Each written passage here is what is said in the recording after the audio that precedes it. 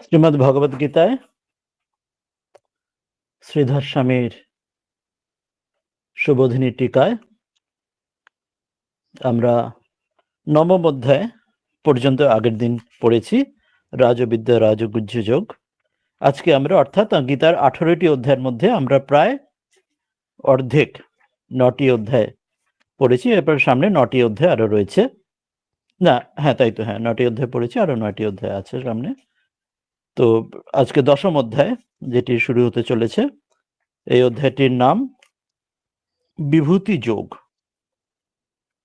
ভগবানের যে অনেক বিভূতি আমরা দেখব, যে আগের অধ্যায়ের যেগুলো আমরা পড়েছিলাম সেখানে যে বলেছিলেন যে যা কিছু করো সবকিছু আমাকে, ঈশ্বরকে অর্পণ করো।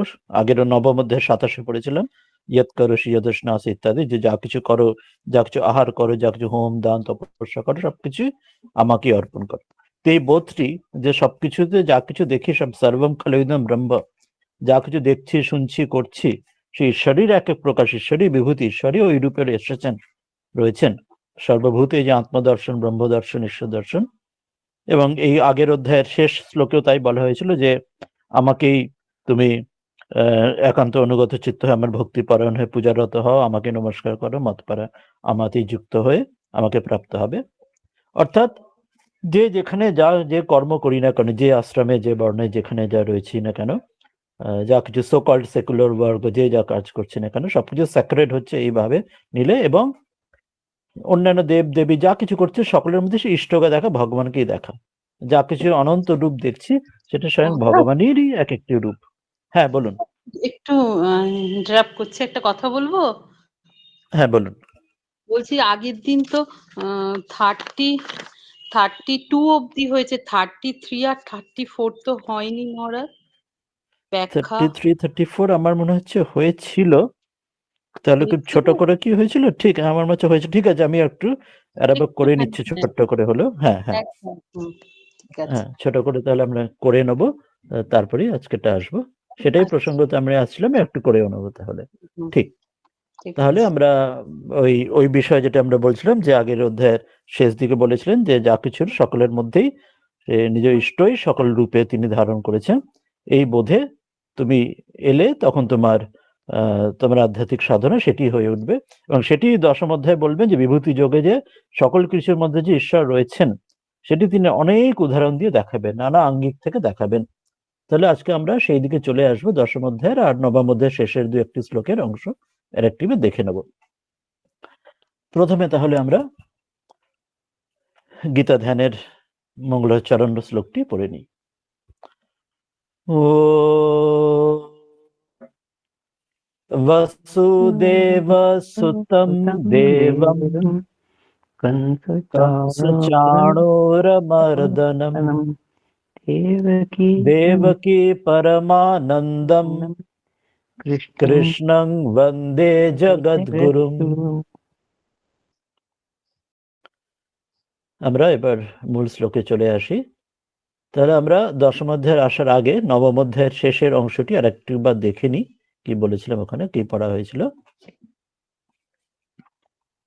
সেখানে আমাদের মনে আছে যে 30, 31, 32 এখানে বলা হয়েছিল যে অনন্য চিত্ত হয়ে তার কে ভজনা করে, সে যদি আগে খুব দুরাচার এবং সুদুরাচার, অত্যন্ত যদি খারাপ স্বভাব সম্পন্ন হয়েও থাকে, তাহলেও সে অতি শীঘ্র সে ঈশ্বরের পথে চলে যায় এবং তাকে সাধু বলেই জানবে।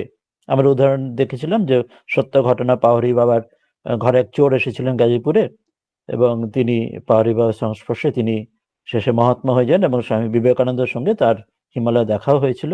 স্বামীজি তাকে দেখে বলেছেন অত্যন্ত উচ্চকোটি ধর্মাত্মা, যিনি তার সংস্পর্শে এই উন্নতি। আরো আমরা জানি বাল্মীকি থেকে, রত্নাকর থেকে বাল্মীকি, নারদের সংস্পর্শে, বুদ্ধের সংস্পর্শে অঙ্গুরিমাল থেকে মহাপুরুষ একজন হলেন ইত্যাদি।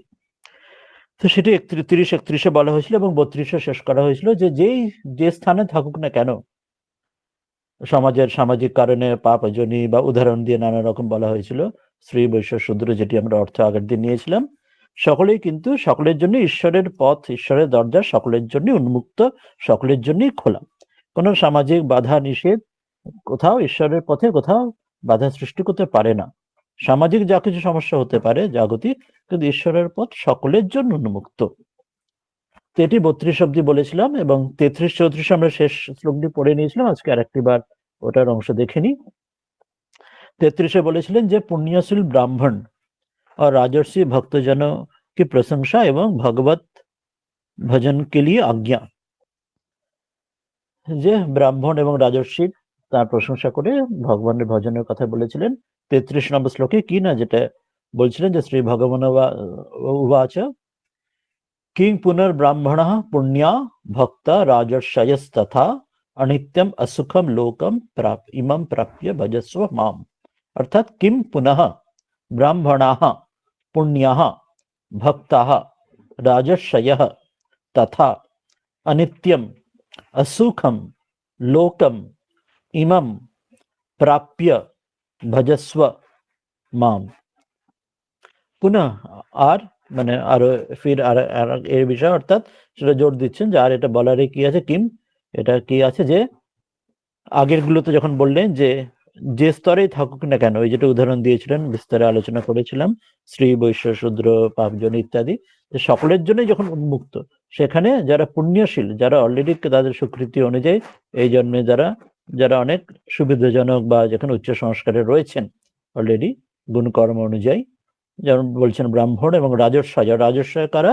রাজা এবং ক্ষত্রিয় এবং তিনি ঋষিও বটে। যেমন আমরা জানি জনক রাজার কথা, স্বামী রঙ্গনাথনজি তার গীতার শুরুতেই রাজর্ষি এই কনসেপ্টের কথা বারবার মনে করাচ্ছেন। বর্তমান যুগে রাজর্ষি অর্থাৎ যেমন রাজা এবং ঋষি, রাজা বটে, ঋষি বটে, আর ক্ষত্রিয় বটে, এবং তিনি ঋষি অর্থাৎ তিনি সত্যদ্রষ্টা, আত্ম উপলব্ধিবান, জনকের মতো বটে। অর্থাৎ শুধুমাত্র ব্রাহ্মণ বা শুধুমাত্র সন্ন্যাসী নয়, সন্ন্যাসী চতুরাশ্রমের সর্বোচ্চ, আবার ব্রাহ্মণত্ব এই উন্নয়নে বর্ণের ক্ষেত্রে সর্বোচ্চ, কিন্তু অন্য আশ্রমেও অর্থাৎ ক্ষত্রিয় বৈশ্য শূদ্র বা এখানেও ব্রহ্মচারী গার্হস্থ বানপ্রস্থ সেই সব স্থানেও যারা রয়েছেন, তারা সন্ন্যাসী না হয়েও বা ব্রাহ্মণ বর্ণ ইত্যাদি উচ্চ সংস্কার না হয়েও তারা যে ঋষি স্তরে উন্নতি হতে পারেন রাজর্ষির মাধ্যমে, তাদের সকলকেই বোঝানো হচ্ছে, শুধুমাত্র রাজা বা শুধুমাত্র ক্ষত্রিয় নয়।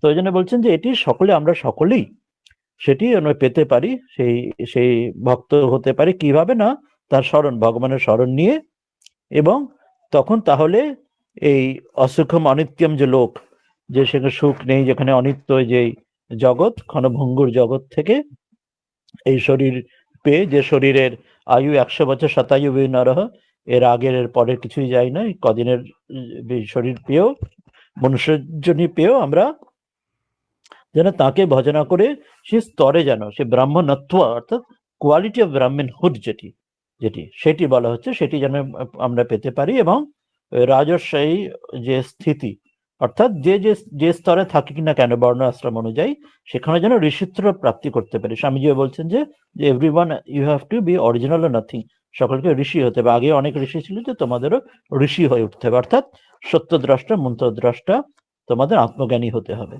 তো এই ভাবটি বলছেন সকলেই পেতে পারি, এখানেও গীতাতে ভগবান শ্রীকৃষ্ণ সেই কথা মনে করাচ্ছে। তো আমরা ছোট করে শ্রীধর স্বামী টিকাতে দেখে নেবো কি বললেন এখানে। কোন শ্লোকটা ছিল এটা?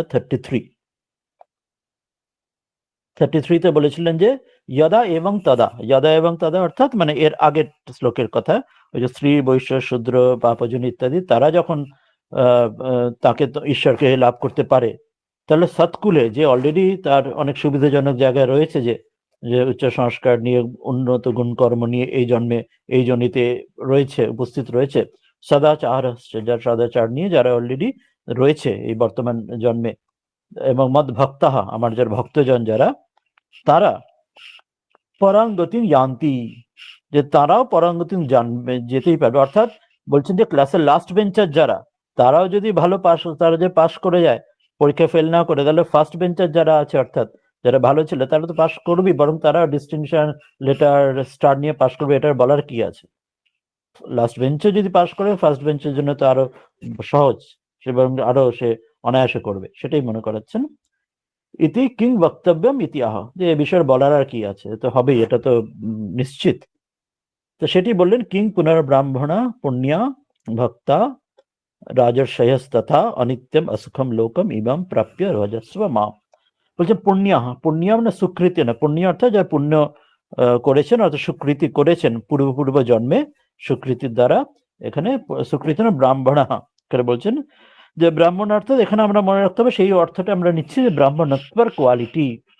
মহাভারত এবং অন্যান্য স্থানে বারবার আসছেন যে যে সেই আচরণে আছে সেই ব্রাহ্মণ, শূদ্র যদি সেই আচরণে থাকে শূদ্র ব্রাহ্মণ, আর বরং ব্রাহ্মণও যদি সেই আচরণ না থাকে তিনি ব্রাহ্মণ নয়, তিনি শূদ্রত্বে এসে যাচ্ছেন। অর্থাৎ দিস আর দ্য কোয়ালিটিস, গুণ, কর্ম অনুযায়ী তার কোয়ালিটি এগুলি আসে। এটা শুধুমাত্র যে জীবিকা বা এই জন্মগত এটি নয়, পরবর্তীকালে সেটির এই সেকেন্ডারি মিনিং গুলো এসে গেছে, কিন্তু মূলটি এখানে বোঝাচ্ছেন যে যার এই স্বীকৃতি, যার পুণ্য রয়েছে সে ব্রাহ্মণত্ব কোয়ালিটি রয়েছেন। তথা রাজানশ্চ, রাজা মানে ক্ষত্রিয় জন বলা হলো, সেখানে আমরা তাই কি বললাম যে শুধুমাত্র রাজা বা ক্ষত্রিয় জনকরা জানে, অপর সকলেই, অর্থাৎ ব্রাহ্মণত্ব অর্জন ছাড়া বাকি ক্ষত্রিয়ত্ব, বৈশ্যত্ব, শূদ্রত্ব বা এদিকে সন্ন্যাসী ছাড়া ব্রহ্মচারী, গার্হস্থ্য, বানপ্রস্থী সেখানেও যারা রয়েছেন তারাও, তে ঋষয়াশ্চ এবং ঋষিরা, ক্ষত্রিয় তারা এবং ভূতঃ, তারাও এরম পরাঙ্গতি ইয়ান্তি, তারাও এরম পেতে পারে। কিং বক্তব্যম ইতি অর্থ, সেই বিষয়ে বলার তো কিছুই নেই, অর্থাৎ অত্যন্ত সহজে অনায়াসে তারাও পাবে। বলছেন অতঃ, সেই জন্য তু ইমম রাজস্বী রূপম লোকম, সেই জন্য তো কি করবে না তুমি, যে তুমিও তো ক্ষত্রিয়ত্ব প্রাপ্ত হয়েছে, তুমি এখানে এই যুদ্ধে তুমি ওই বংশের গুণ কর্ম তোমার রয়েছে, অর্জুনকে এখানে সম্বোধন করে আমাদের সকলকে মনে করাচ্ছেন। তাহলে সেখানে তুমিও তাহলে রাজস্বী রূপম লোকম দেহম প্রাপ্য, তুমিও সেরকম এই যোগ্যতা এটা পেয়েছো, অন্তত এই পটেনশিয়ালি তোমার মধ্যে রয়েছে, আমাদের সকলকে মনে করাচ্ছেন যে আমরাও তো সেটি পেতে পারি, যেহেতু আমাদের পটেনশিয়ালি, আমাদের মধ্যে স্বামীজি মনে করাচ্ছেন each soul is potentially divine, তো আমাদের মধ্যেও সেটি রয়েছে, তো আমরা শুধু সেটা ফুটিয়ে তুলতে পারি, সেটি প্রকাশ করতে পারি, ম্যানিফেস্ট করতে পারি। তো এই লোকম এরম দেহম প্রাপ্য, এরম যে মনুষ্যজনিতে যে স্থানে আমরা যেরম গুণ কর্ম সংস্কার যে এখানে যে রয়েছি আমরা, সেখানেও আমরা সেটি পেয়েও লব্ধবা মাং ভজস্ব, তো তোমরা তাহলে কি করতে পারো, তোমরাও যে আমাকে ভজন, ঈশ্বরকে ভজনা করতে পারো। এবং তাহলে কিমচে, তাহলে কি হবে বলছেন, কি করা উচিত, যে এই অনিত্যম, যে নিত্য নয়, বলছেন অধ্রুবম, যেটা ধ্রুব নয়, অনিত্য, পার্মানেন্ট নয়, টেম্পোরারি, অসুখম, যেটা সুখ নেই, সুখরহিতম, যে দুদিনের সুখ, কিন্তু তার মধ্যে স্বামীজি কর্মযোগে বলছেন সুখ আসে কাঁটার মুকুট পরে, কাঁটার রূপ মানে দুঃখের মুকুট পরে। তা সেই যে লোকম ইহম এ দেহম প্রাপ্য, এমন যে শরীর মনুষ্যজনী পেয়ে, সেখানে অনিত্যত্বাৎ বিলম্বনম অকুর্বন,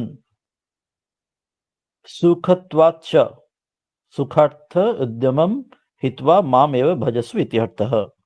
বলছেন যে সেই জন্য তুমি এমন পেয়ে, অনিত্যত্বাৎ, যেমন যে অনিত্য বলে, এটা যে নিত্য নয় বলে, আর বিলম্বম অকুর্বন, আর দেরি করো না।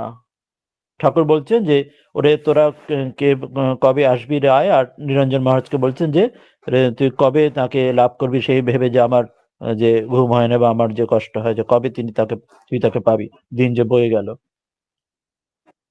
তো সেটি মনে করেছেন যে আর বিলম্ব না করে, বিলম্বম অকুর্বন, আর দেরি করো না, দেরি না করে, বিলম্বম অকুর্বন, যে সুখত্বাৎ, যে সুখত্বাৎ যে সুখার্থম উদ্যম, সুখার্থ উদ্যমম হিত্বা, যে সুখত্বাৎ সুখের নিমিত্ত যে প্রযত্ন, যে উদ্যম, যে চেষ্টা, সেটি হিত্বা, সেটি ছেড়ে দিয়ে, মাম এব, একমাত্র আমাকেই ভজস্ব, আমাকে ভজনা করো, আমারই উপাসনা, আমার পূজা করো, ইতি অর্থ।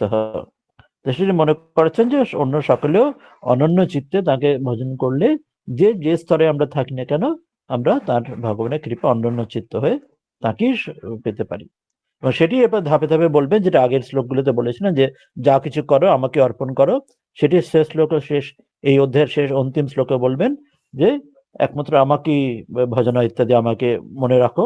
এবং সেটি পরের অধ্যায়ে এগিয়ে নিয়ে যাবেন, যে কি করে সকল কিছুর মধ্যে, সকল জাগতিক বিষয়, সকল সেকুলার বিষয়ের মধ্যে, যে সকল কিছুর মধ্যে তাকে মনে রাখা কি করে। ঠাকুর যেমন মনে করাচ্ছেন যে সেই দাঁতের ব্যথা হলে অন্য কাজের মধ্যেও তাকে দাঁতের ব্যথা থেকে মনে পড়ে থাকে, তো সেই রকম এখানে দেখাবেন যে কি করে সকল কিছুর মধ্যেই আমাকে মনে পড়বে। বিভূতি যোগে পরের অধ্যায়ে দেখাবেন সকল কিছুর মধ্যে আমি আছি। তো সেটি অনেক উদাহরণ দিয়ে দেখাবেন। আমাদের ওটা অত্যন্ত সহায়ক, এটি আমাদের সাধনার জন্য, উপাসনার জন্য, প্র্যাকটিক্যাল বেদান্তের দিক দিয়ে অত্যন্ত সহায়ক।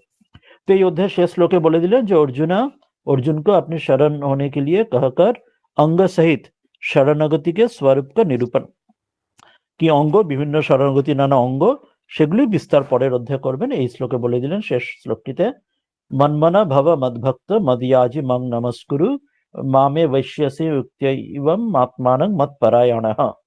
অর্থাৎ মন্মনঃ ভব মদ্ভক্তঃ মদিয়াজি মাম নমস্কুরু মাম এব এষ্যসি যুক্ত্বা এবং আত্মানম মৎপরায়ণঃ।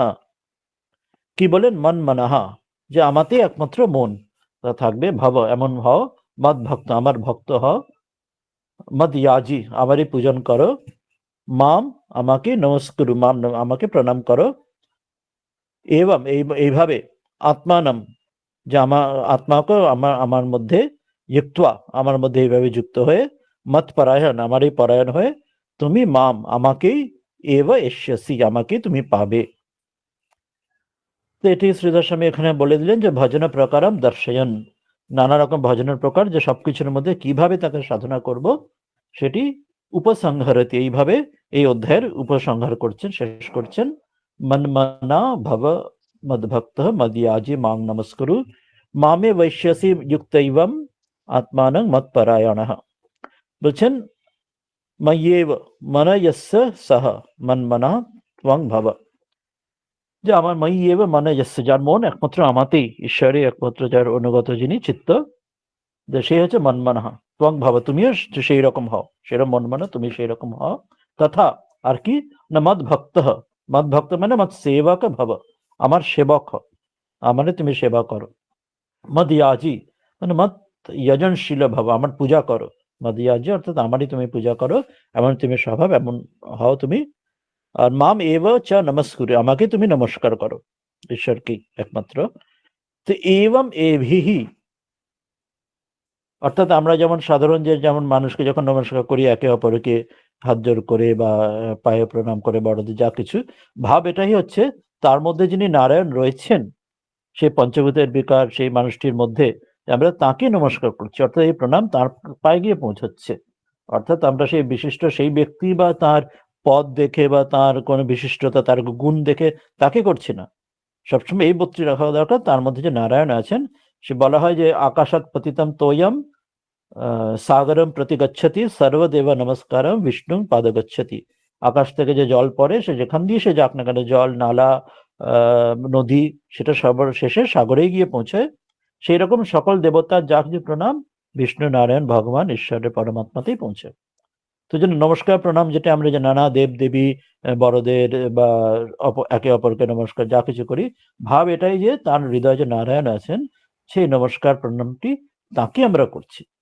নাহলে সেই ব্যক্তিটির কোনো বহিরঙ্গ, তার যশ বা তার তার কোনো গুরুত্ব পদ এসব দেখে নয়, আসল কিন্তু তার কাছে ঈশ্বরকে এইটির মধ্যে দিয়ে আমরা করছি, এই বোধটি সর্বদা রাখা। তো এবম এভি এইভাবে প্রকারই এরম প্রকারে মত পরায়ণ, মত পরায়ণ আমাকে সম্পূর্ণ মন প্রাণ অর্পণ করে সন থেকে আত্মানাম মনোময়ী যুক্তয়া, যে তোমার নিজেকে তোমার মনকে আমাকে মধ্যেই যুক্ত করে, সমাধায় অর্থাৎ তার মধ্যে সমাহিত করে, মাম এব আমাকে একমাত্র, পরমানন্দ রূপম যে পরমানন্দ আমার যে স্বরূপ সেটি এষ্যসি প্রাপ্ত, আমার সেই পরমাত্মা সেই আমার স্বরূপকে তুমি প্রাপ্ত হবে। এই অধ্যায় শেষ করছেন, বলেছেন যে শ্রীধর স্বামী একটি ছোট্ট শ্লোক বলে শেষ করলেন, নিজম ঐশ্বর্যম আশ্চর্যম ভক্তে চ অদ্ভুতম অদ্ভুত বৈভবম নবমে রাজগুহ্যাখ্যে কৃপয়া অবোচত অচ্যুতঃ।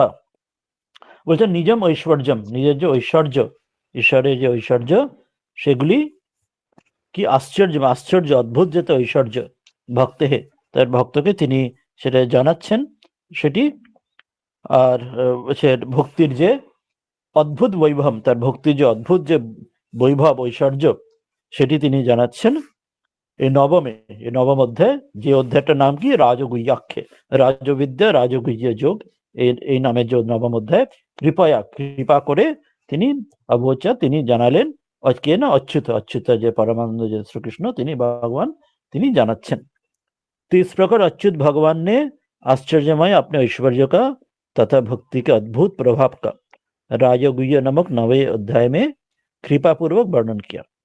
এর দ্বারা ইতি শ্রীমদ্ ভগবদ গীতা শ্রীধর স্বামী বিরচিতায়াম শ্রীধর স্বামী যে শুভদিনী টিকা রাজবিদ্যা রাজগুহ্য যোগ নামে নবম অধ্যায় শেষ হলো। নবম অধ্যায় যেটি এটার মধ্যে দিয়ে আর মূল শ্লোকে যেমন আছে ওম তৎসদিতি শ্রীমদ্ ভগবদ গীতাসু উপনিষৎসু, গীতারূপ যে উপনিষদ সার সেটা আমাদের ব্রহ্মবিদ্যা যে আমরা জানছি সেই যোগশাস্ত্রে শ্রীকৃষ্ণ অর্জুন সংবাদে রাজবিদ্যা রাজগুহ্য যোগ শেষ হলো নবম অধ্যায়। হরিওম তৎসৎ।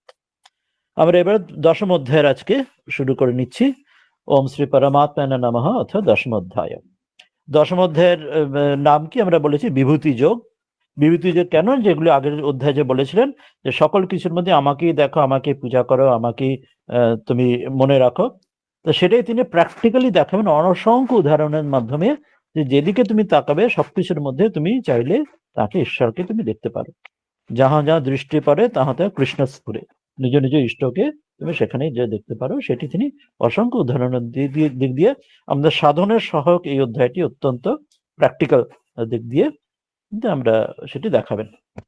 প্রধান বিষয় কি বলে দিচ্ছেন, 1 নম্বর থেকে 7 নম্বর শ্লোকে ভগবানের বিভূতি আর যোগ শক্তির কথন অর্থাৎ জানার ফল সূচনা করেছিলেন। প্রথম শ্লোকগুলিতে ভগবানের বিভূতির কথা সূচনা করছেন, যোগ শক্তির কথা, তার ফল বলবেন। 8 থেকে 11তে ফল আর প্রভাব সহিত ভক্তি যোগের কথন, 8 থেকে 11তে নানা ফল আর প্রভাব ভক্তি যোগের কথা। 12 থেকে 18তে অর্জুন দ্বারা ভগবানের স্তুতি আর বিভূতি আর যোগ শক্তির कहने की প্রার্থনা। 12 থেকে 18 অর্জুন চাইবেন ভগবানের স্তুতি করে বিভূতি যোগ বলার। এরপরে 19 নম্বর শ্লোক থেকে বিস্তারে ভগবান তার যোগের বিভূতির কথা বলবেন। ভগবান দ্বারা আপনি বিভূতি হোক যোগ শক্তির কথা 19 থেকে 42 পর্যন্ত অসংখ্য বিভূতি তিনি দেখাবেন। তারপরে আমরা শেষ দেখব ধীরে ধীরে। তাহলে আমরা প্রথম শ্লোকে আজকে শুরু করি।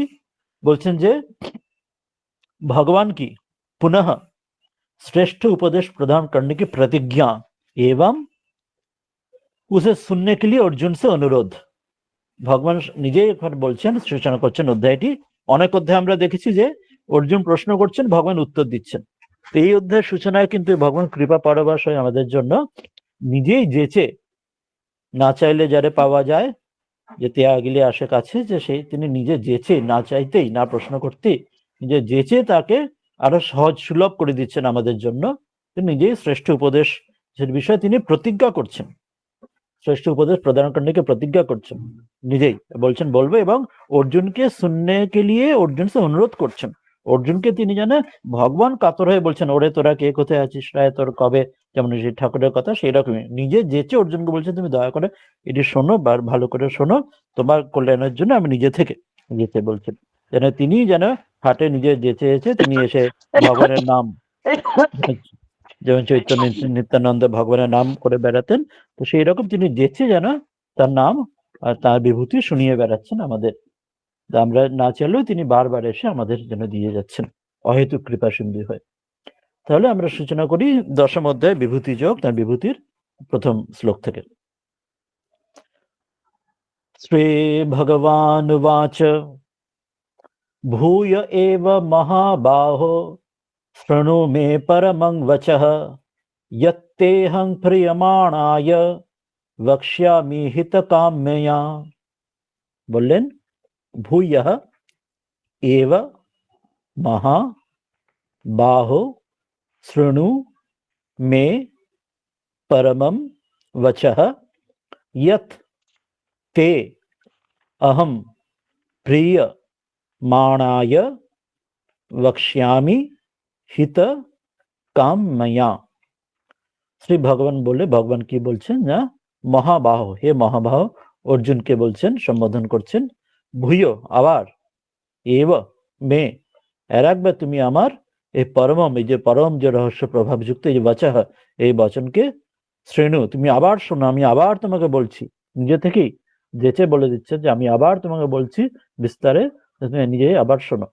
ইয়াত, যে যাতে, अहम ते, যে আমি, तुझ তোমার, তুমি যে আমার প্রিয় মানায়া, যে অতিশয় প্রেম রাখনে वाले के लिए, যে আমি তোমাকে যে ভালোবাসি, যে তোমার প্রতি, যে তোমার কৃপা সিন্ধু হয়ে এই হিত কাম্মায়া, তোমার হিতের জন্য, তোমার ভালোর জন্য, তোমার কল্যাণের জন্য, তোমার মঙ্গলের জন্য অবশ্য আমি তোমাকে বলবো বিস্তারে, তুমি আরেকবার ভালো করে শোনো। নিজেই বলে দিচ্ছেন।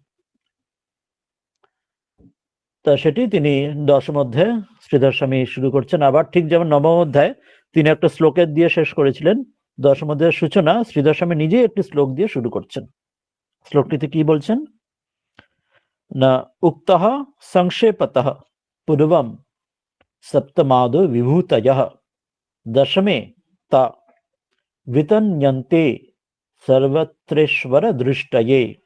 এটি শ্রীধর স্বামী একটি শ্লোক দিয়ে এই দশম অধ্যায়ের টিকার সূচনা করছেন, যে উক্তঃ সংক্ষেপতঃ, পূর্বে, যে উক্ত আগে বলা হয়েছে, কিরম না সংক্ষেপে বলা হয়েছে, পূর্বে আগে বলা হয়েছে, কোথায় না সপ্তম আদৌ, সপ্তম অধ্যায় এটসেট্রা, অন্যান্য আরো অধ্যায়ে, কোন অধ্যায় সেগুলো পরে বলবেন ডিটেলসে, যে এর আগেও কয়েকটি অধ্যায় তিনি আদৌ বিভূতায়, তার বিভূতির কথা বলেছেন, সংক্ষেপে বলেছেন। তখন অন্যান্য এর আগে সেভেন্থ চ্যাপ্টার ইত্যাদি অন্য অধ্যায়ে তিনি ভগবান তার বিভূতির দু একটা উদাহরণ দিয়েছেন, ছোট করে সংক্ষেপে বলেছেন। দশমে তা, এই দশম অধ্যায়ে সেটি তিনি এই বিভূতি যোগে সেটা বিস্তার বিতান্যন্তে, এখানে বিস্তারিত করে সেখানে বলছেন। কেন না, সর্বত্র ঈশ্বর দৃষ্টায়ে, সর্বভূতে আত্মদর্শন, সর্বভূতে ব্রহ্মদর্শন, সর্বভূতে ঈশ্বর দর্শনের জন্য, সর্বত্র ঈশ্বর দৃষ্টায়ে, সর্বত্র যেন ওই বুদ্ধি আমাদের, ওই দৃষ্টি আসে। তো সেই জন্যে তিনি কৃপা পরবশ হয়ে তিনি আমাদের জন্য এখানে বিস্তারে বলবেন। আগে যেটি সংক্ষেপে বলেছেন, এই অধ্যায়টা সমগ্র অধ্যায়ের নামই বিভূতি যোগ, তাই বিস্তারে বলবেন। তিনি বলছেন যে पहले 7वें आदि अध्याय से संक्षेप में विभूतिया का प्रतिपादन किया। इस दसम अध्याय में सब जग ईश्वर दृष्टि करने के लिए उद्देश्य में उनका विस्तार पूर्वक वर्णन करेंगे। शुरू करছেন যে एवं तावत सप्तम आदि भी त्रिभिः অধ্যায়ী ভজনীয়ম, বলছেন এবং তাবৎ, এইরকম ভাবে সপ্তম আদি, সপ্তম এক্সেট্রা, সেভেন্থ চ্যাপ্টার এটসেট্রা, কি না ত্রিভিহি, তিনটি অধ্যায়, ত্রিভি, শুধু সপ্তম নয়, আরো কি অধ্যায় সেটি বলবেন, এটসেট্রা, আগের তিনটি অধ্যায়তে তিনি এই বিষয় ভজনীয়ম, তার যে পরমেশ্বর রূপম নিরূপিতম, বলছেন যে ভগবান এর আগে সপ্তম অধ্যায় ইত্যাদি তিনটি অধ্যায়তেই কিন্তু তিনি তার কিছু বিভূতির কথা আগে তিনি বলেছেন। সেখানে তার মাধ্যমে তার যে পরমেশ্বর তত্ত্ব, যে সেটি তিনি যেটাই ভজনা করা উচিত, যেটি তাকে উপাসনা করা উচিত, সেটি বলেছেন। কিরকম দু একটা উদাহরণ দিয়ে দিচ্ছেন। তদ বিভূতয়শ্চ, তার যে বিভূতির কথা, কয়েকটি বিভূতির কথা, যেমন সপ্তমে অর্থাৎ সপ্তম অধ্যায় বলেছেন, একটা উদাহরণ দিচ্ছেন, রস অহম অপসু কৌন্তেয়, হে কুন্তিপুত্র অর্জুন, আমি রস অহম অপসু, জলের মধ্যে আমি হলাম, সেখানে রস, জলের মধ্যে যে ফ্লুইডিটি বা লিকুইডিটি যেটি, সেটা জলের মধ্যে, সেটি হলাম আমি। তো সেটি তিনি এর আগে এরকম একটা দুটো করে উদাহরণ, ছোট ছোট উদাহরণ তিনি দিয়েছেন। সপ্তম মধ্যে একটি এটসেট্রা উদাহরণ দিলেন ইত্যাদি না, সংক্ষেপত দর্শিত, সংক্ষেপে এর একটা উদাহরণ দিয়েছেন, যে জলের মধ্যেও তাকেই, অর্থাৎ জল যেটিকে আমরা যেটা জড় পদার্থ বা আমরা দেখি ভাবি, সেখানেও যে ভগবান রয়েছেন, তিনি এই রূপে রস রূপে যে জলের মধ্যে রয়েছেন, তার যে ফ্লুইডিটি লিকুইডিটির মধ্যে দিয়ে তিনি যে আছেন, এই বোধটি মনে করাচ্ছেন এখানে।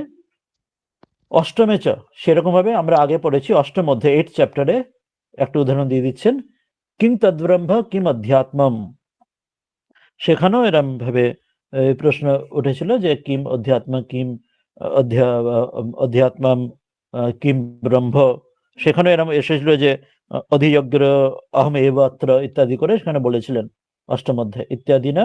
অর্জুনায় সপ্ত পদার্থ উপন্যাসতঃ তাহা পরমেশ্বরস্য বিভূতয়ঃ, তো সেখানে এইভাবে বলেছিলেন ব্রহ্ম, অধ্যাত্মম, অধিযজ্ঞ ইত্যাদির কথা বলে, সেখানেও বিস্তারে ওই 7টি বিষয়ে জানার মধ্যে দিয়ে তিনি তার বিভূতির কথা, সপ্ত পদার্থের কথা যেখানে জানার বিষয়ে আমরা পড়েছিলাম অষ্টম অধ্যায়।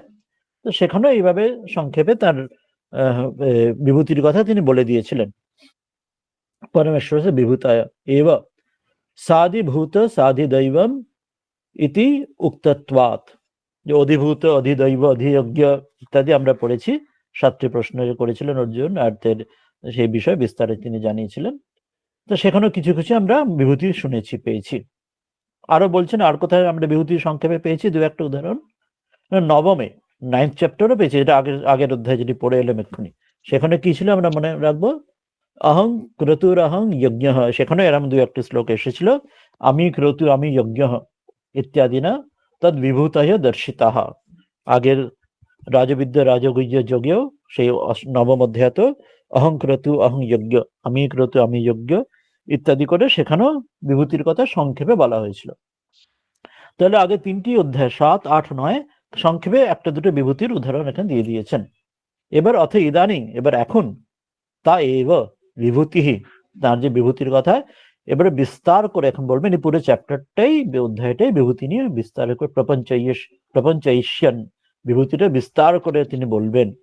সেই জন্য স্বভক্তে, তার ভক্তির জন্য, চ অবশ্য করণীয়ত্বম, তার ভক্তির জন্য কি আবশ্যক, যা কিছু দরকার সেটি বোঝানোর জন্য সেটি এখানে তিনি বলবেন, যে তার ভক্তির যে দরকার, যেন সব জায়গা থেকে এই বিভূতির মাধ্যমে তাকেই দেখে তার প্রতি ভক্তি, তার অনন্য স্মরণ ভক্তি, সেটাই তাকে পাওয়ার যে একমাত্র মূল উপায়। তো সেটি বোঝানোর জন্য এখানে নানা দিক থেকে বিভূতি বোঝাবেন। বর্ণ ঈশ্বন তাকে বর্ণনা করছেন, এই প্রথম শ্লোক থেকে শুরু করছেন। শ্রী ভগবানুবাচ, কি বললেন শ্লোকটিতে পড়লাম, ভূয় এব মহাবাহ শৃণু মে পরমং বচঃ ইয়ত্তেহম প্রিয়মাণায় বক্ষ্যামি হিত কাম্যয়া। বলছেন যে মহান্ত, বলছেন অর্থাৎ এই যে মহাবাহ যে শব্দটা আছে না, ভূয় এব মহাবাহ, হে অর্জুন, যাকে মহাবাহু, তোমার মহাবাহু তুমি যুক্ত, তাকে এটি তার সম্বোধন করছেন। তা মহাবাহুর অর্থটা এখানে বলছেন, দুটি অর্থ দিয়ে বলছেন।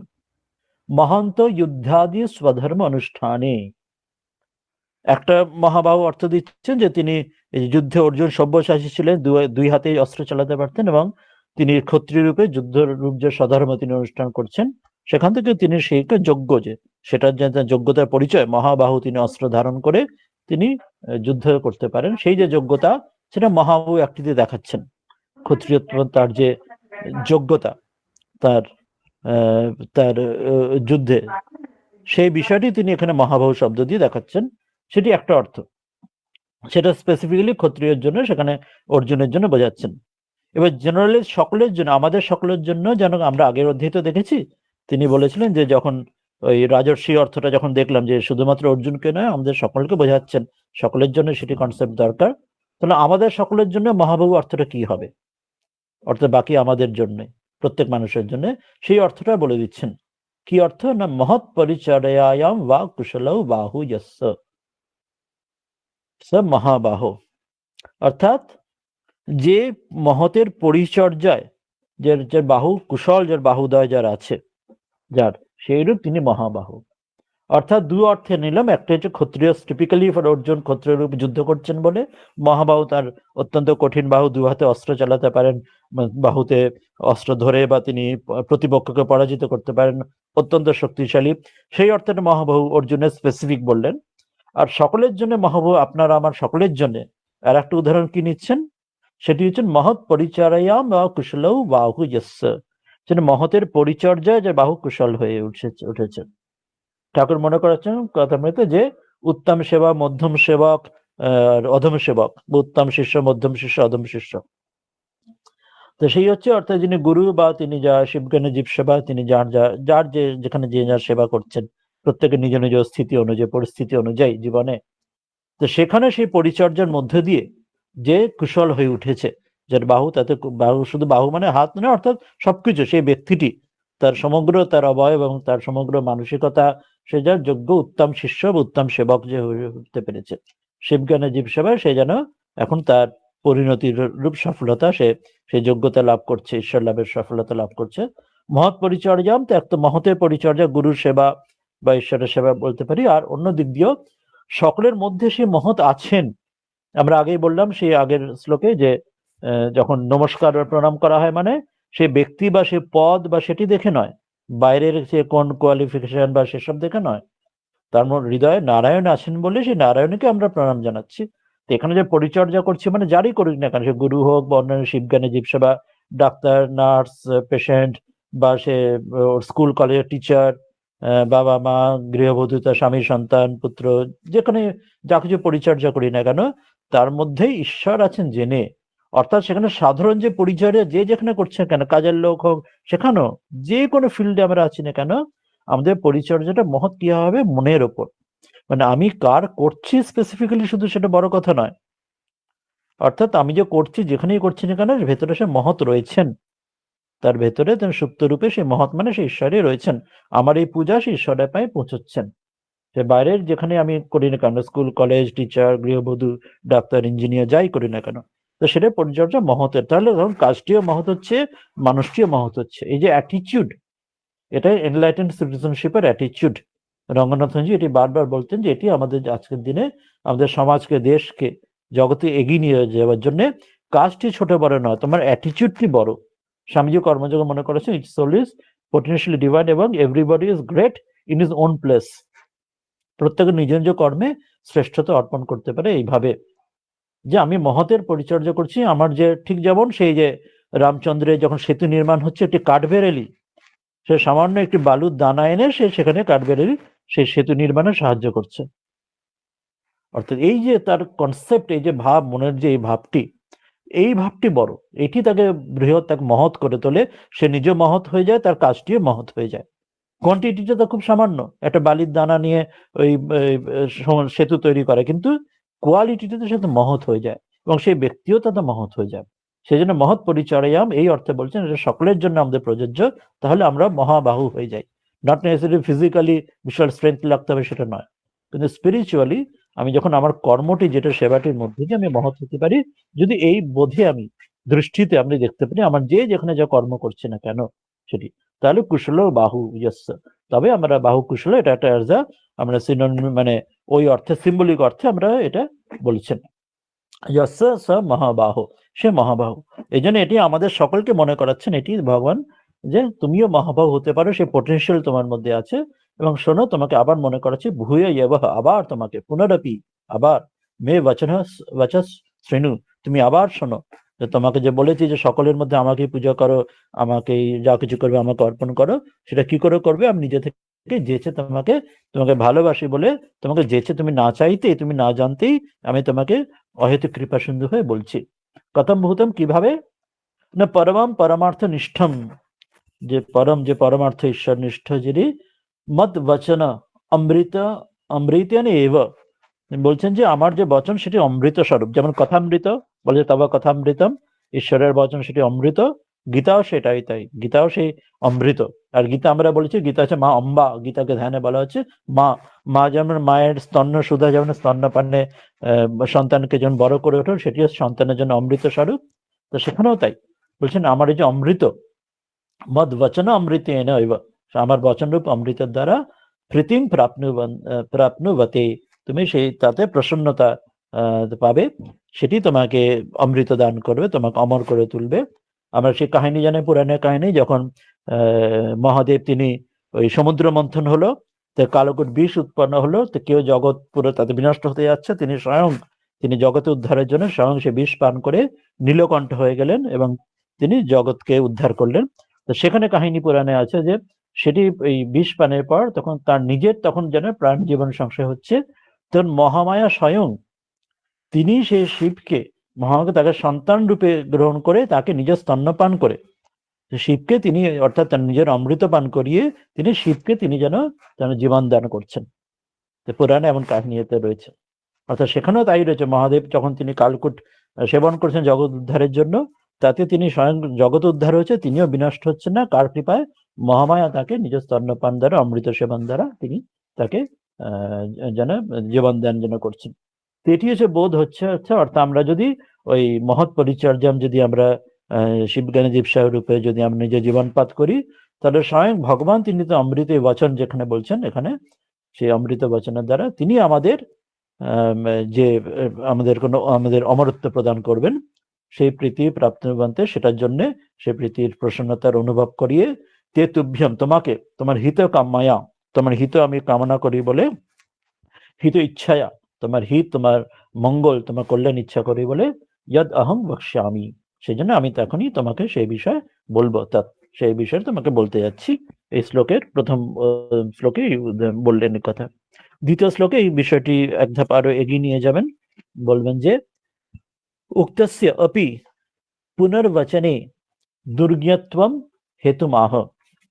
এবং এই যে তোমাকে এখন বলতে যাব সেটি কেন নিজে থেকে যেতে বলছি, কারণ এটি খুব দুর্গম, খুব দুর্গীয়, এটা বোঝাবার নিজে থেকে না বললে বোঝাবার মুশকিল।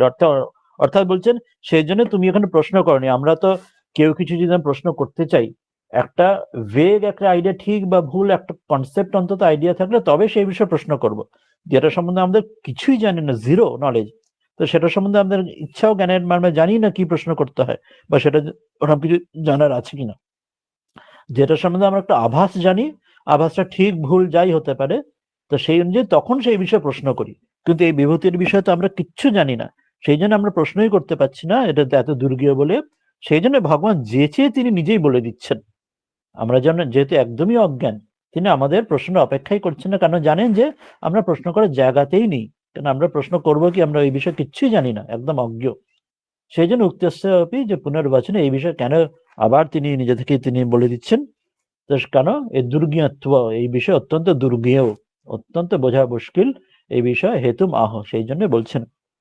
কথামৃত বলছেন না, সে রামচন্দ্র যে অবতার গ্রহণ করেছেন, যে 10 জন ঋষি জানতো, বাকি কেউ তাকে জানতে বুঝতো না। তো ভগবান কৃপা করে তার বিভূতি যখন যাকে জানাবেন তিনিই তাকে জানতে পারেন, আর কেউ পারে না। তো সেই জন্য তিনি যেচে কৃপা করে অর্জুনকে জানাচ্ছেন, এবং তার মধ্যে দিয়ে আমাদের সকলকে তিনি জানিয়ে দিচ্ছেন যেচে নিজেই।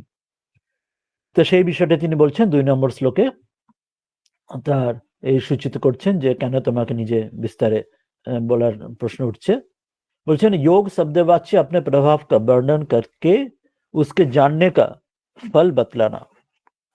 তিনি এই বিষয়ে তিনি নিজেই তিনি বলবেন নিজের বিভূতির কথা, সেটি সূচনা করে তার ফলও বলছেন।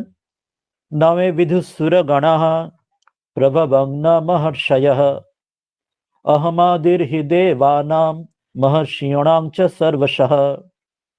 কি বললেন না, মে विदुः सुरगणाः प्रभवं न महर्षयः अहम आदिः हि देवानां महर्षीणां च सर्वशः। অর্থাৎ বলছেন যে হে অর্জুন, মে আমার, প্রভাব আমার যে প্রভাব, যে उत्पत्ति की অর্থাৎ লীলা से प्रकट होने के लिए, যে আমার যে উৎপত্তি, আমার যে জগতে যে আবির্ভাব, না সেটি কি না, সুরগণা যে দেবতা লোক, তারাও আমার এই উৎপত্তি আবির্ভাব, যখন আমি উৎপত্তি হই বা আমি যখন দেহ ধারণ করে অবতার রূপে আসি, দেবতারাও তার কোনো হদিশ তারা পায় না আমি যদি কৃপা করে না জানাই। আর না মহর্ষায়, যেমন রাজর্ষি বলেছিলেন, এখানেতে মহর্ষি যে বলছেন, সেখানে মহর্ষি ভৃগু ইত্যাদি যে ঋষিরা, তারাও সেটি না জানতে না পারে, না বিদুহু তারাও জানে না যদি না আমি তাদের জানাই কৃপা করে। হি অহম কেন না, অহম আমি, সর্বশঃ আমি সব রকম ভাবেই, দেবা নাম এই দেবতাদের, এবং চ মহর্ষি নাম এই মহর্ষিদের, আদি আমি তাদের আদি কারণ, আমি যেহেতু তাদের আগে কারণ, আর তারা আমাদের কার্য, এই মহর্ষির দেবতারা আমার পরে, সেই জন্য তারা আমার উৎপত্তি কেউ জানতে পারে না যদি না আমি কৃপা করে নিজে তাদের জানাই। তো সেটি একটা বড় কথাখান বললেন, যেটি আমরা দেখবো শ্রীধর স্বামী টিকাতে বলে দেবেন। উক্তস্যাপি পুনর্বচনে, কেন তুমি আবার বিস্তারে বলছো, সপ্তম অষ্টম নবমে 3টি অধ্যায় তো ছোট ছোট করে বলেছো বিভূতি, তাহলে এখন কেন আবার বিস্তার করবে? বলছেন এটা অত্যন্ত দুর্গীয়। কথামৃত ঠাকুর যে বারবার বলছেন, হৃদয় বলছেন একই কথা কেন বলছেন, ঠাকুর বলছেন আমার কথা আমি বলবো, আসলে তোর তাতে কি। তো এটি যে মানুষ বুঝতে পারি না, আমরা বারবার শুনলেও সেই আগুনের ওপর আলু পটল লাফাচ্ছে, যে আগুন সরিয়ে নিলে তেমন যেমন তেমনি থাকছে। তো সেই জন্য আমাদের মনের তার ছাপ পড়ে না বলে, সংস্কার শুদ্ধ সংস্কার না থাকার জন্য বারবার বলে বলে বলে বলে, তবে ছোট বাচ্চাকে যেমন পড়ার জন্য বারবার পড়ে পড়ে তবে মুখস্থ করে তবে মনে করতে হয় নামতা ইত্যাদি, একবারে হয় না। তো সেটা অত্যন্ত দুর্জ্ঞেয় বলে সেই হেতু সেই কারণে মনে করাচ্ছেন নমে বিধুসুরগণঃ প্রভবং ন মহর্ষয়ঃ অহমাদির্হি দেবানা মহর্ষিণাম চ সর্বশঃ। বলছেন মে আমার, মম প্রকৃষ্টম ভবম, আমার যে এই যে ভব বা আমার যে উদ্ভব, আমার আবির্ভাব, সেটি জন্মরহিতস্য অপি, বাস্তবিক আমি জন্মরহিত, আমার কোনো আমি অনাদি অনন্ত, আমি জন্মরহিত, কিন্তু আমি বিভূতির দ্বারা, নানা বিভূতিবিহি, আমি আমার বিভূতির সাহায্যে আবির্ভাবম, যে আমি বিভূতির দ্বারা আমি আবির্ভাব করি, যখন অবতার রূপে আমি শরীর গ্রহণ ধারণ করি, বাস্তবিক জন্মরহিত হলেও আমি আমার বিভূতির দ্বারা যোগমায়ের বলে আমি আবির্ভূত হই। এবং সুরগণ অপি, সুরগণ অর্থাৎ দেবতারাও আমার এই তত্ত্ব তারা জানতে পারে না, আমি না জানালে। কে তোমারে জানিতে পারে, তুমি না জানালে পারে। মহর্ষয়, এমনকি মহর্ষিরা যারা ভৃগু ইত্যাদি, ভৃগু আদায় অপি, ভৃগু ইত্যাদি অন্যান্য যে ঋষিরা মহর্ষিরা আছেন, তারাও না জানন্তি, তারাও জানতে পারে না আমি তাদের না জানিয়ে দিলে।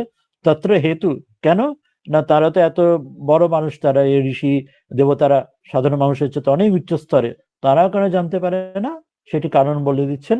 কেন, অহং ই দেবানাং মহর্ষিনাম, কেন আমি হলাম দেবতাদের, এই মহর্ষি ঋষিদের আদি কারণম, আমি তাদের আদি কারণ, তারা আমার পরে তারা কার্যরূপে উৎপন্ন হয়, সেই জন্য তারা আমার কারণ রূপে আমাকে তারা জানতে পারে না, আমি তাদের উৎপত্তি আমি করি।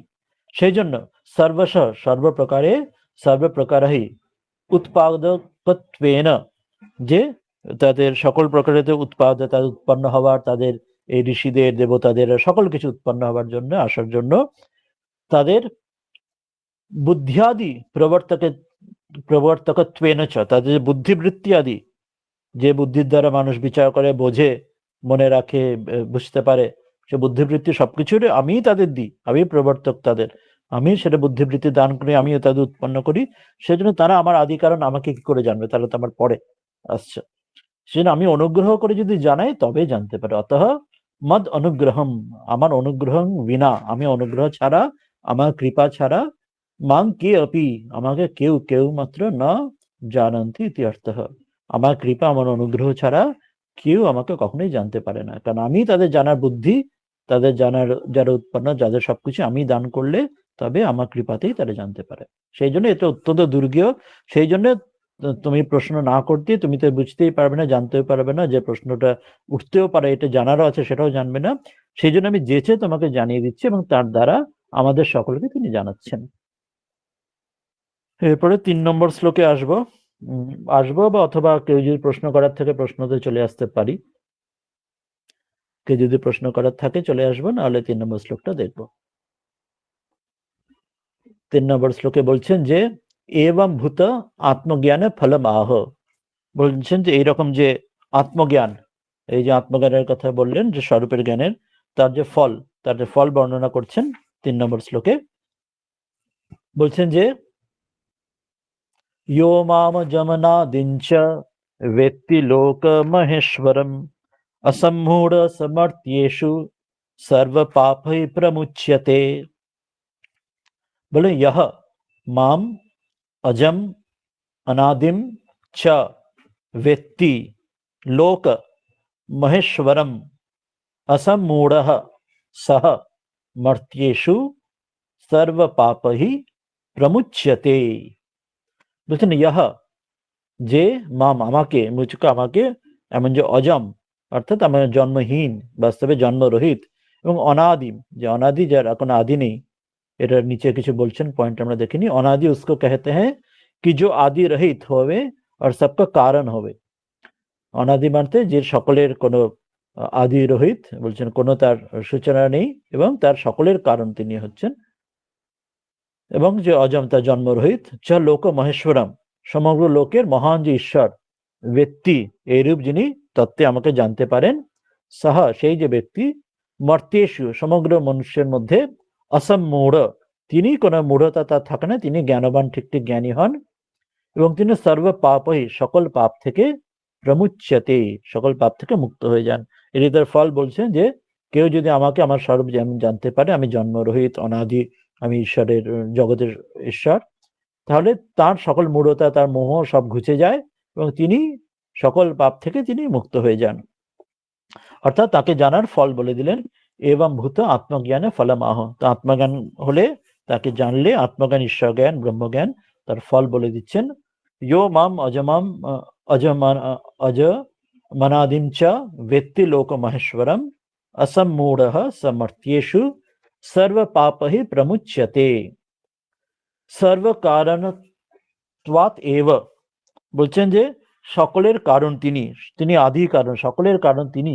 ত্বাৎ এব না বিদ্যতে আদি কারণম, যিনি সকলের কারণ বলে তিনি হচ্ছেন আদি কারণ, যে তার আর কোনো কারণ নেই, সকল কারণ যা কিছু তিনি সকল প্রথম, তিনি অনাদি, তার আগে আর কিছু নেই, তিনি হচ্ছে অনাদি, তিনি সকলের কারণ তিনি। আদি কারণ যস্য তম অনাদিম, সেই জন্য তাকে অনাদি বলা হয়, যিনি সকলের আদি কারণ তিনি, তার কোনো আর কোনো কারণ নেই। অতএব সেই জন্য অজম, তিনি অজম মানে তিনি জন্ম শূন্যম, তার কোনো জন্ম নেই, জন্মরহিত। কোনো জন্ম হলেই তার কোনো কারণ থাকবে যেখান থেকে জন্ম হলো, সেই জন্য তিনি বলছেন যে তিনি জন্মশূন্য, তিনি অনাদি, তিনি সকলের কারণ, তিনি অপরকে জন্ম বা অপরকে উৎপন্ন করেন, তার কোনো জন্ম নেই, তিনি জন্মশূন্য, তিনি নিত্য, তিনি লোকানা মহেশ্বর, এবং তিনি লোকের, সমগ্র লোকের, এই জগতের বিশ্ব ব্রহ্মাণ্ডের লোকের সকলেরই তিনি মহেশ্বর, পরমেশ্বর তিনি। মাং ইয় ব্যক্তি, যে তাকে এইভাবে তাকে জানেন, যে তিনি জন্মশূন্য এবং সকলের তিনি, জগতের তিনি ঈশ্বর, আর তিনি জন্মরহিত অনাদি, তিনি এই রূপে যে তাকে জানছেন। মাং ইয় ব্যক্তি স মনুষ্যেষু, তিনি মনুষ্যদের মধ্যে, সকল মানুষের মধ্যে, অসম্মূঢ়, তিনি অসম্মূঢ় অর্থাৎ তিনি সম্মোহ রহিত, তিনি আর তার কোনো মোহ থাকে না, সকল মোহমুক্ত হয়ে যান, শোক মোহ রহিত হয়ে গিয়ে কোনো মূঢ়তা বুদ্ধি, কোনো অজ্ঞান তার থাকে না। সন, এবং তার ফল কি হয়? সর্ব পাপহি প্রমুচ্যতে, সকল পাপ থেকে তিনি মুক্ত হয়ে তিনি স্বয়ং ব্রহ্মবেদ ব্রহ্ম এব ভবতি, তিনি এমন হয়ে যান। এই বলে তিনি এই বিষয়টি 3টি শ্লোকে বললেন। এরপরে পরের বিষয়গুলি এই অধ্যায়টি এগোতে থাকবে। আজকে আমরা তাহলে এখান দিয়ে আমরা শেষ করব। কোনো প্রশ্ন আলোচনা থাকলে আমরা শুনে নিতে পারি, না হলে এখানে শেষ করবে। কেউ যদি কিছু জিজ্ঞাসা থাকে বলতে পারেন, না হলে আমরা এখানে শেষ করব। 3টি শ্লোক পড়লাম, আর আগের অধ্যায়ে 2টি শ্লোকে পড়েছি। কারোর কোনো প্রশ্ন আলোচনা কেউ আর আছে, কেউ কিছু বলতে চান আজকে 3টি শ্লোক আর আগের দিনের 2টি শ্লোকের উপরে? Anybody?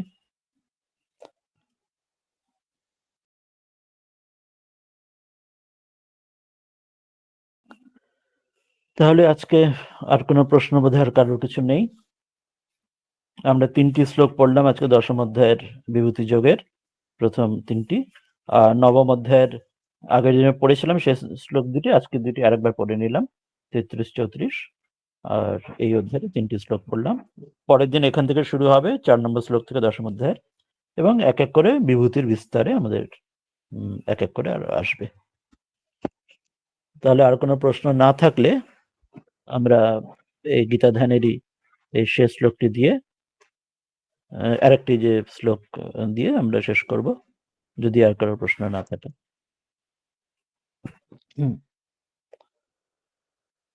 রেকর্ডিং থাকলে রেকর্ডিং পরে শুনে নিতে পারবেন। ও মূকং করোতি বাচালম পঙ্গুম লঙ্ঘয়তে গিরিম यत्कृपातमहं वन्दे परमानन्दमाधवम्।